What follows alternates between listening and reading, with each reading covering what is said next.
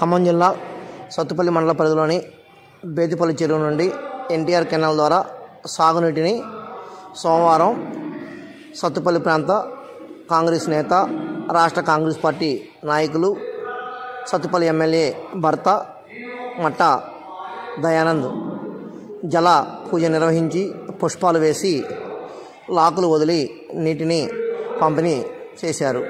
ఈ సందర్భంగా దయానంద్ మాట్లాడుతూ, పల్లెల్లో ఉన్నటువంటి పైరులన్నీ కూడా పచ్చగా ఉంటేనే దేశం సుభిక్షంగా ఉంటుందని, అన్నదాత మోములో చిరునవ్వులు నింపటమే కాంగ్రెస్ పార్టీ ప్రభుత్వం యొక్క జయమని ఆయన అన్నారు. ఆయనతో పాటు పలు గ్రామాలకు చెందినటువంటి కాంగ్రెస్ పార్టీ నాయకులు, ఇరిగేషన్ శాఖ అధికారులు భారీ సంఖ్యలో పాల్గొన్నారు.